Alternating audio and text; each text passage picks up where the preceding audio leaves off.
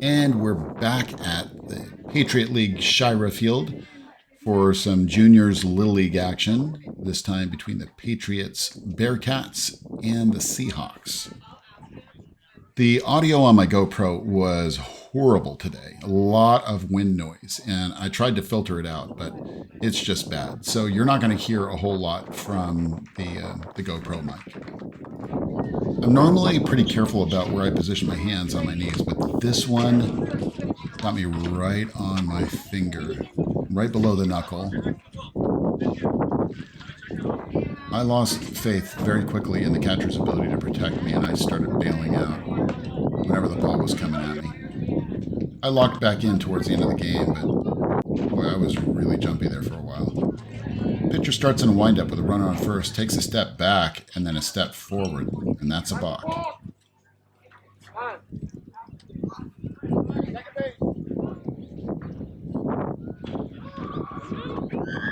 Darn it, I kicked this call at first. I had him out, and he was safe.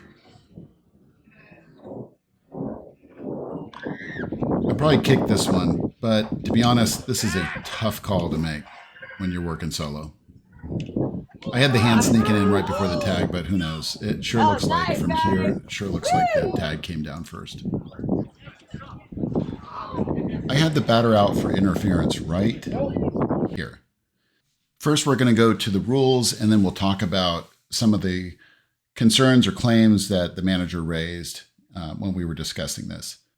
First, let's start with the definition of offensive interference, which is an act by a member of the team at bat which interferes with, obstructs, impedes, hinders, or confuses any fielder attempting to make a play. And specifically, as it applies to the batter, Rule 606C1 says that the batter is out for illegal action when interfering with the catcher's fielding or throwing by stepping out of the batter's box. Now, there's no question the batter stepped out of the batter's box. And did he interfere? Now, here is where the umpire judgment comes into play. If that runner was close to third and there was not going to be any chance of a put out at third base, then I wouldn't have interference even if the batter had stepped out. But as you can see where the runner is, he's past the halfway mark. He's still got a third or more distance between second and third to cover. To me, that's an easy attempt. And the only reason why the catcher didn't make an attempt is because the batter was in his way. All right, so let's get to the issues that the manager raised in our conversation after this play. There was two of them. The first one was that the catcher made an error by not catching the pitch. There's nothing in the rules that specifically gives the batter a pass just because the catcher made an error. And really, what it boils down to is, does the catcher still have the possibility of making an attempt on R2 advancing to third? And he clearly did. All right, so now the second issue was the catcher didn't make an attempt to throw. And based on the rule, the catcher doesn't need to make an attempt to throw. And if we parse the wording of the rule a little bit more carefully, 606C says, interfering with the catcher's fielding or throwing, in this case, it's a throw, by stepping out of the batter's box. So two important points on this. One, the interference does not need to be intentional, and it doesn't look like it was. And no attempt needs to be made, so long as, in the judgment of the umpire, that batter interfered with the catcher's attempt to make a play on the runner. I posted this clip to an umpire Discord that I'm a member of, and we have some very experienced umpires from around the world that weighed in on this one, and every single one of them agreed with the call. And there were some interesting comments.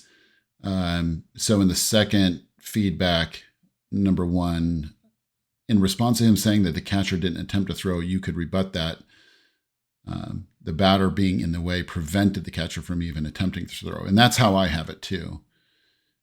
And then I felt like the last comment was pretty insightful too. If the catcher would have to attempt the throw anyway, because otherwise an interference would not be called, then that would be a stupid rule, because then the kids would just plonk the players in the head all day by trying to throw through them to draw an interference call.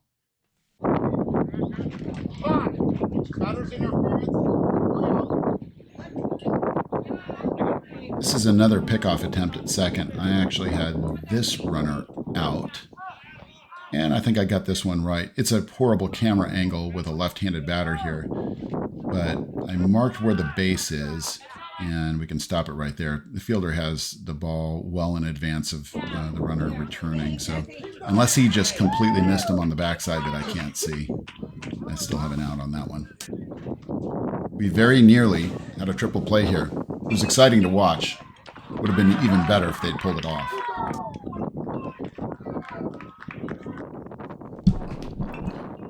Watch the batter runner as he rounds first. A little bit of contact there, and then he goes immediately back to first. All right, let's break down this rule. The Little League rule is almost identical to official baseball rules. Now, it's going to be a little different for a high school level, but with Type B obstruction or Type 2 obstruction in OBR, if no play is being made on the obstructed runner, the play shall proceed until no further action is possible. That's why that runner scored. The umpire then shall call time and impose such penalties, if any, and that's the key word there, if any, as in the umpire's judgment will nullify the act of obstruction. So let's go take a look at this play, see where the batter runner wound up, and see where the ball is. And you tell me if you think he would have made it to second. The ball is in short right. It's an easy throw to second base. That batter runner never would have made it to second, absent the obstruction call. So he goes back to first.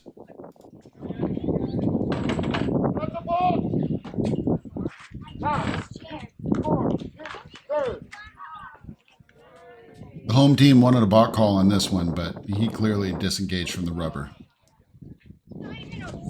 I think if they hadn't have tagged R3 at home here, I think batter runner probably still would have been thrown out at first. So either way, we had an out. What a beautiful pickoff move here.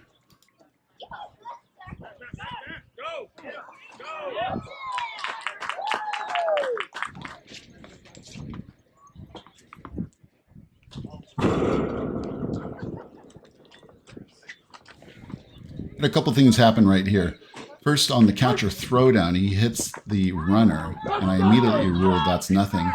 And then the ball rolled over and into a squirrel hole. So we had a ball out of play. And since it's the first play by an infielder, that's a two-base award from the time of pitch. So R1 advances to third.